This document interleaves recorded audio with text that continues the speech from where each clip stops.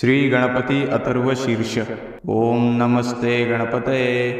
त्वमेव प्रत्यक्षं तत्त्वमसि, त्वमेव केवलं कर्तासि, त्वमेव केवलं धर्तासि, त्वमेव केवलं हर्तासि, तमेव सर्वं खल्विदं ब्रह्मासि। त्वं साक्षादात्मासि नित्यं।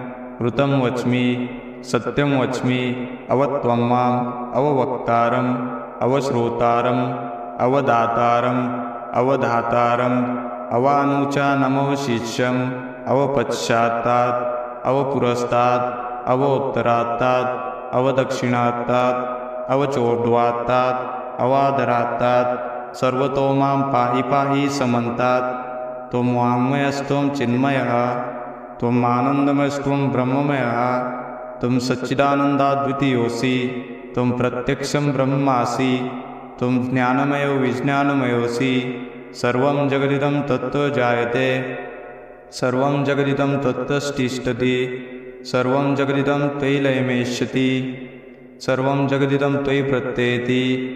त्वं भूमिरापो नलो निलो नभः, त्वं चत्वारि वाक्दानि, त्वं गुणत्रयातीतः, त्वम् अवस्थात्रयातीतः, त्वं देहत्रयातीतः, त्वं कालत्रयातीतः, त्वं मूलाधारस्थितोऽसि नित्यं, त्वं शक्तित्रयात्मकः, त्वं योगिनो ध्यायन्ति नित्यं।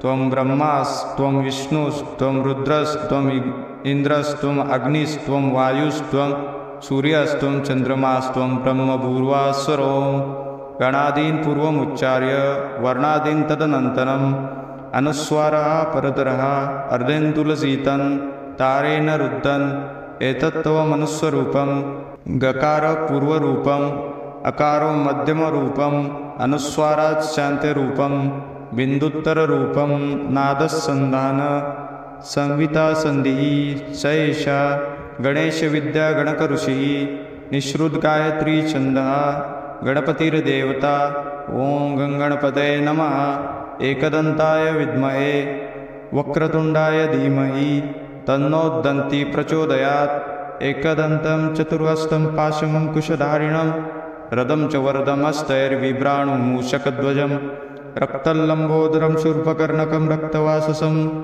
रक्तगन्धानुलिप्ताङ्गं रक्तपुष्पैः सुपूजितं भक्तानुकम्पिनं देवं जगत्कारणमच्युतम् आविर्भूतं च सुष्ठादौ प्रकृते पुरुषात्करम् एवं ध्यायति यो नित्यं स योगी योगिनामुरः।